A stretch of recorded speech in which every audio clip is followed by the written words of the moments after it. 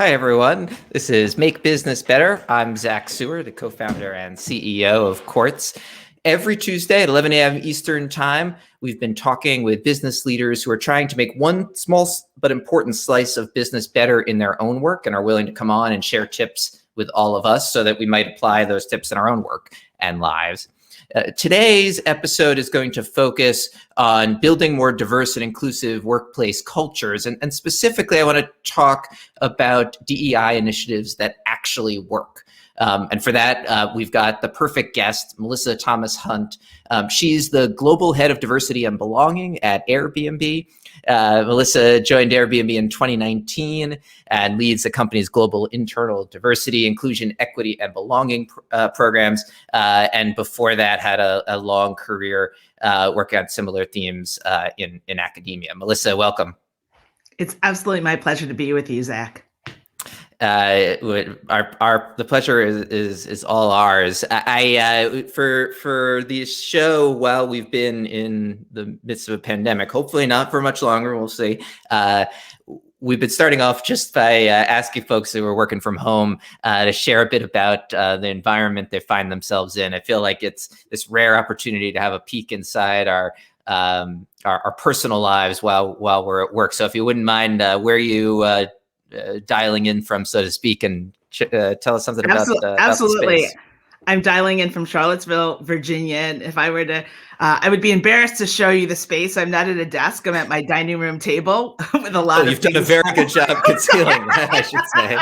And very professional. I will say that the background is a rug, a bala rug that my father gave me, which brings me great joy. So I love the fact that I can have that as my background. Cool. That does sound wonderful. Is that just sort of a general theme, like whether you're sitting there or in others or other spots, just trying to have like a background that has some meaning to you? Yeah, it helps me. I mean, I'm on Zoom, 8 to 12 hours a day. And so, and looking at my own image, having something in the backdrop that is calming, reassuring, is really grounding for me. So, when I'm on Zoom, I have a virtual background, and without my virtual background, I sort of gravitated to this piece of art that I love so much. That's a lovely idea, and it resonates with me. Like, it's a small variations, just shake things up a little bit during this pandemic, go a long way, and I think are pretty important. So today we want to talk about DEI initiatives that actually work. And I mostly want to hear about your own experience, but to kick us off with Quartz Essentials on this topic, Quartz did a really wonderful field guide on building anti-racist companies last year that this slide is drawing from. And one of the pieces we did looked at a study by researchers at Harvard and Tel Aviv University, looking at different initiatives that companies had put in place, and then 5 years later, what, if any, impact that they could discern those initiatives had on representation of different demographic groups at the company. And this is just a snippet. Actually, we'll share the link to the whole piece. Which is excellent in the comments, but a number of the kinds of initiatives that did seem to have a noticeable impact on representation of underrepresented groups at these companies were voluntary training and mentorship programs. On the flip side, some things that didn't work included mandatory diversity training. And it required tests related to that training. It's not to say that those are bad initiatives. That's maybe that the training should happen anyway for obvious reasons, but didn't have the intended impact on hiring. Anyway, this is one study of a bunch of different companies, not including Airbnb. But I'm curious, does this resonate with you in your work? It absolutely resonates with us. I mean, so at the core, I'm a social scientist, a former business school professor, researcher. And so, a lot of what I leverage is the research that academics have brought to bear. And so what we know is that when you make things mandatory, particularly in the space of diversity, inclusion, equity, belonging, that there tends to be this backlash.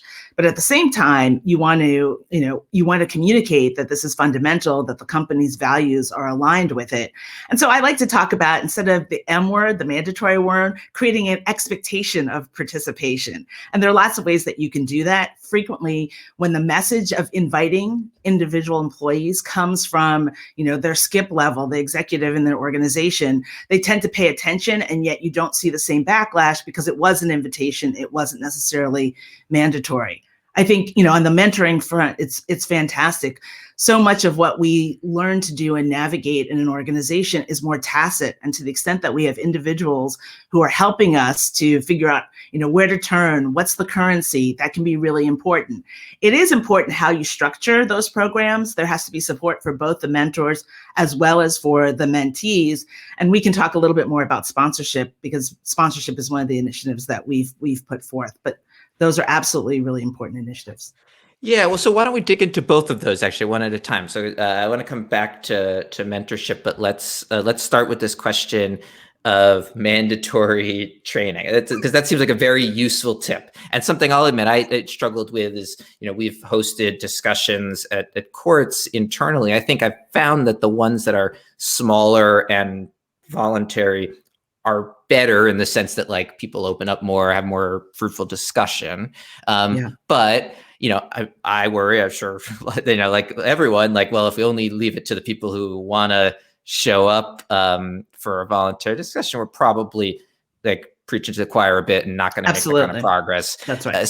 So you're saying one way is like, well, make it kind of mandatory in that like the expectation is set from the top that you participate, but stop short of making it truly mandatory. Is that the sweet spot? That's the sweet spot. And, if your executive is participating and inviting you to participate, then it feels more like a pull than being forced to do something.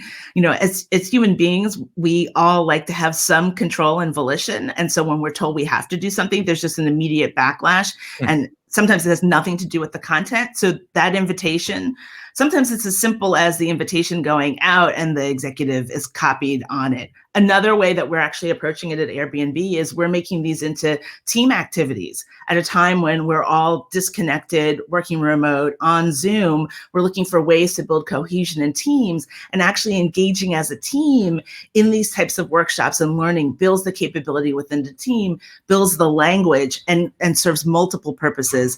And what we're finding is that our managers are really enthusiastic to have these workshops come in and to facilitate, to be facilitated and to support them.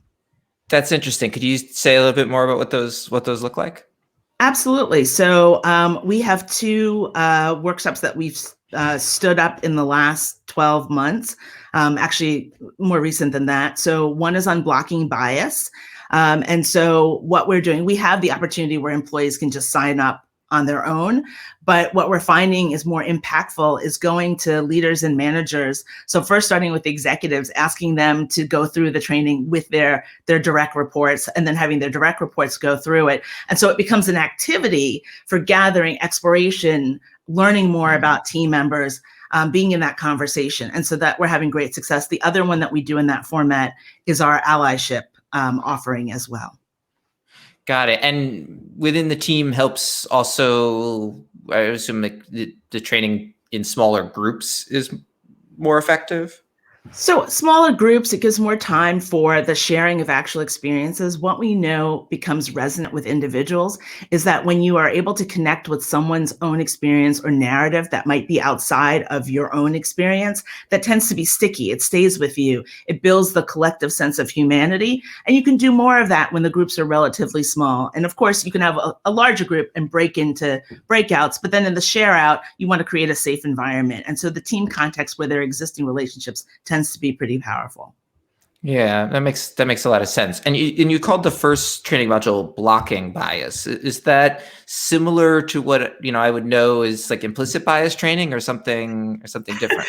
So Zach, you've touched a little bit of a nerve there. So we're really intentional calling it blocking bias. And what I'll say is some of the research that I did back, with Michelle Duguid when I was a full-time researcher and scholar, looked at unconscious bias training and the premise of it. And what we know is that when we tell everyone that everyone is biased, which we all are biased in different ways, we're actually activating a normative prescription that, we're a normative state of being that everyone is biased. So we don't work against it. And so what we want to invoke is the active form of that, the blocking bias, that people are working towards, mitigating their stereotypes. And so that's why we intentionally changed the name to blocking bias. No, I'm glad we got into this, because I had a moment last summer as we were having what it seemed like pretty fruitful conversations with staff about Quartz's record on race in particular, and the diversity of staff and inclusive environment. And in one thread I was surprised to hear, but was pretty common among the staff, was a disdain for implicit bias training that had gone through earlier, or at least just making a similar critique as you've just done. And that makes sense to me. That resonates quite a bit, but I've not heard so much on like, well, so if not that, how do we reframe a bit bias training that actually work? And you're saying it well, focus on the blocking of the bias, not the recognition of it. That's right. What we want to do is get people motivated into an active framework. So part of the motivation has to do with understanding and empathizing with other people's experiences, wanting to be part of the solution, overcoming fear of saying the wrong thing, and recognizing that saying something is very powerful relative to the silence. And so throughout all of our workshops in this domain, and we also have an inclusive hiring practices for all of our hiring managers. And we also have infused all of our hiring processes with diversity and belonging hiring questions that every candidate has to ask. So we're also trying to build the muscle. The more familiarity that individuals have, the more comfortable they feel, and the more they feel they can act on their motivation. What we find is that, from executive level throughout all of, the company, people really do want to do the right thing. They want to be good allies, and they just don't know what that is. And so to the extent that we can equip them, and we take a much more proactive rather than defensive and blaming perspective, that we're able to engage people and activate them. Yeah, and it sounds like there's a real focus on practical methods right, for managers and staff to adopt, which seems critical if that's the spirit you want to approach it with. Well, so let's go to the second topic of mentorship that you brought up. It sounded like you've got a version of mentorship programs you've seen out in the wild that we should start with that don't work. What is that? What is that version of mentorship? Well, so mentorships programs where the mentor is forced into it and not provided any support or training or expectations of what it means to be a good mentor, those are kind of doomed to fail. What you want are enthusiastic individuals, and sometimes you have to cultivate that enthusiasm over time. But enthusiastic individuals who are really committed to the success of other employees. They have tips about their own journey that they want to share, and they want to be helpful. And I think of mentorship as really being at the GPS level, right? The turn left, turn right, don't go down this pathway, to help elucidate, what's the currency that you need? Who do you need to go speak to? Which is really important, particularly for employees who are in the sort of lower to mid levels of the organization. Then what you find is that you really, to get individuals who are just below leadership levels into those leadership roles, you really need a different practice, and that's really sponsorship. And so that's where you're taking leadership level, sometimes executives, individuals, and they are really driving the relationship. Often in the mentorship relationship, it's the mentee who's seeking a particular set of guidance or skills. But in the sponsorship, the leaders know what it takes to succeed and make it to the leadership level. They are proactive. They're setting up the meetings. They're providing guidance. But more than anything, they're lending their own brand and credibility. When opportunities arise, they're thinking of their protege for those opportunities. And sometimes they're creating those opportunities themselves or facilitating conversations so that they're expanding the social capital that their protege has. And so that tends to be really important in that next move for individuals within organizations. And we at Airbnb, we're providing not only support for our sponsors, so treating them as a cohort, providing education, checking in on them, having members of my team and our talent team support them, and carefully pairing individuals and making sure that the sponsors are really all in it. We're also supporting the protege so that they know how they can make the best of this wonderful opportunity to engage on a regular basis with leaders. That all resonates with our experience at a much smaller scale, the Quartz mentorship program, where all of that upfront work was necessary, but volunteers within the company to make it successful.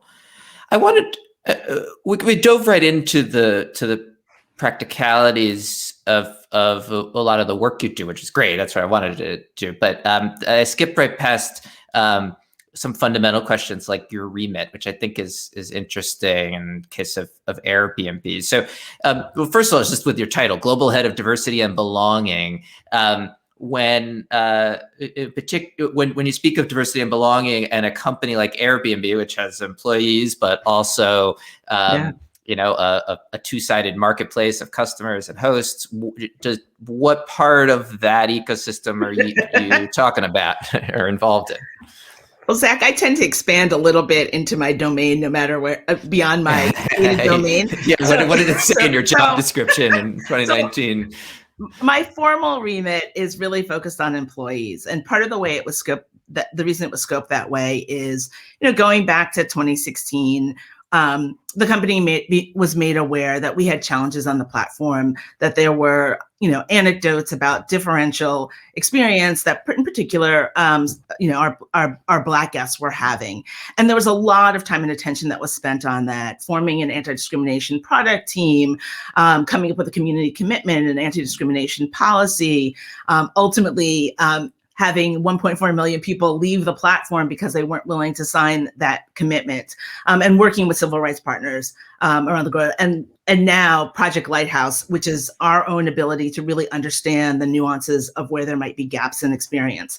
So we were already, long before I joined, we were on that path of really exploring the guest and the host experience. And what we realized is so many of our employees had been drawn to the company because of our focus on connection and belonging. But we really hadn't taken the time to understand the nuanced experiences that they were having at the company. And so before I joined, there was movement in that direction. There was a commitment that was made that we were going to be transparent. We were going to share more of our internal data, that we were going to look at it in a more fine-grained way so we could see where there might be divergences in groups. And, with any company, with any organization, and I was in academia for a long time, there are always divergences in experience if you don't attend to them. Right.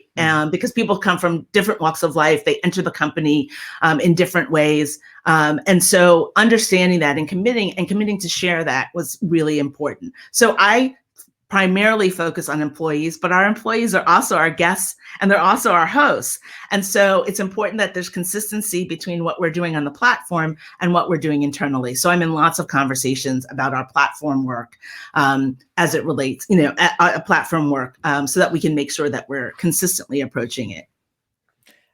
I think this is going to be a trend, I mean, it probably already is in DEI work, that employees expect consistency between companies, like business operations and its message to the public and the experience of working there. I mean, you already see in cases where they do diverge, like that contrast is being used, rightfully so, by employees to show hypocrisy.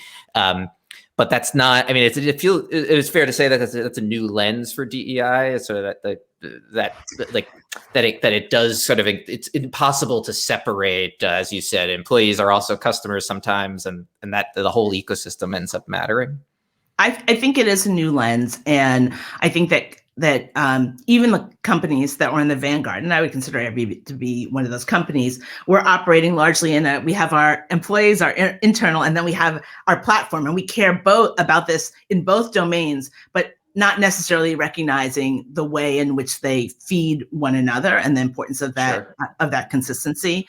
And so I think we've done a better job of that. We have 19 employee resource groups at its peak, over 100 chapters globally.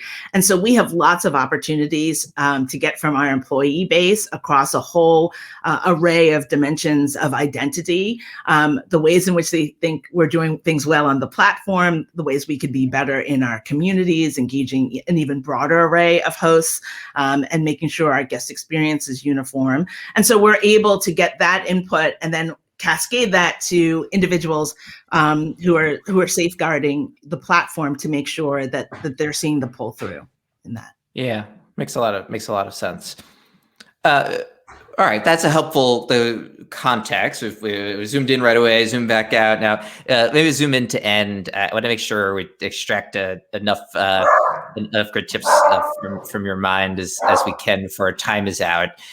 On the topic of hiring policies and improving the diversity of the workforce, is there a particular new policy or initiative you've put into place, or Airbnb's put into place, that you've found particularly helpful and would be top of your list recommendation for others? Sure, there are a number of things that we're doing, and I'll say the first one is that we, our CTO was really adamant about the fact that we interrogate our technical assessment process, that we wanted to have a laser sharp focus on quality. And we wanted to make sure the processes in place were really focused on quality and not putting artificial barriers in place. And so that process has been revamped so that there would be a wider array of individuals who we can identify and who we can bring through the process and really do an assessment of a realistic assessment of, their capabilities relative to what we'll ask them to do. So I'm super proud of that. The second thing I'll say is that we have initiated diversity and belonging questions for every single candidate who comes through our hiring process. And this is really important from two standpoints. So one, when individuals get to the company and we have a set of core values and a commitment to connection and belonging, you want to make sure that they're not surprised. And so by asking every single candidate, you have signaled to them that this is actually really important. And so when they're on the other side, you could say, remember, we told you this is really important. And so there's signal value in it. It gives them an opportunity to ask questions. We know that not everyone comes from a company that has the same focus. And so it's also perfectly okay for them to say, I'm really committed. That's why I'm drawn to this, but I need to learn more. The other value of it is that I and others know what the starting point is for individuals. And so we know who do we need to spend time with, and so that we can support them in their journey of advancing diversity and belonging. That's really interesting. I mean, you often hear the fair critique that if it's really important to a company, diversity of staff, then it's going to be discussed at board meetings and it's going to be, top of mind for hiring managers. And I think that would apply too to the questions you ask your applicants. But it's a good one, because I would say it's a priority of Quartz isn't top of mind, but that's not something we do. Of course we ask demographic information, but what's an example of one of these questions? So it might be, in your past experience, provide an example of how you advanced diversity, or how did you create a sense of belonging on a team that you led or that you were a member of, right? So anyone should and could be prepared to answer that question, but it says we actually care that you've thought about it. That's really interesting. Yeah, no, it's doing dual work for sure. And then as a last tip, on more on the inclusion and belonging side of things, you mentioned how many ERGs, or employee resource groups, Airbnb has. If I ask, maybe put on your earlier career hat for a second, and some of maybe the smaller companies you've seen or studied, it feels like a bigger ERGs seem like at a company scale of Airbnb, like really crucial to building a strong culture. Not to make it all about us, but at a company of 110 people, say, I struggle with that, because it helps to have some scale. So how do you recommend for smaller companies approaching the spirit of ERGs and getting at what we're trying to do ultimately is building a culture where people feel like they're represented and have their people?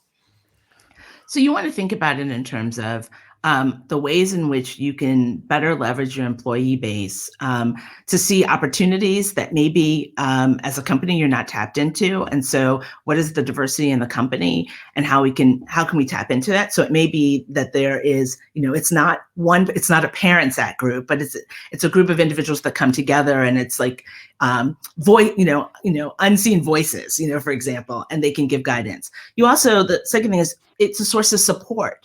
And so what are the ways in which employees can pull together to support one another, maybe sharing even across their differences in identity and celebrating that, given that they're probably, they're small numbers. And that becomes really, really important in doing that. And so what I would say is, even when you're small, you're not going to have 19 employee resource groups, but you could have 2. And those 2 could be supported. They could have resources. They could help to plan events. They could give guidance. But the most important thing is that you really want these efforts to be directed by the employees. And so listening really well to what it is that they want, they will tell you, I'm sure. I know our employees do. Sure. Yeah, absolutely. Start by listening. This is a key lesson I've certainly learned. Well, Melissa, thank you so much. This is really helpful conversation. Appreciate all of your time, and hope to come back on and another time and share some more tips. Absolutely, Zach. It's been a pleasure, and thank you so much for foregrounding this work. No, my pleasure. Thanks for doing the work. I hope you have a great rest of the day. That's it for Make Business Better on this Tuesday, but we're back every Tuesday at 11 a.m. Eastern Time, now simultaneously on LinkedIn and Facebook. So hello out there, whichever platform you're finding us on. Next week, we'll be talking to PJ Huff, who is the Chief Product Officer at Citrix. Should be a great conversation. In the meantime, well, you're probably already following us because you're watching me, but make sure to follow Quartz on either LinkedIn or Facebook, or if you really want to, both, and subscribe to the Daily Brief, our morning email for free. The most insightful way to catch up on global economic, business, and financial news every morning in your inbox. I'll see you here next Tuesday. Thanks for joining us. Bye.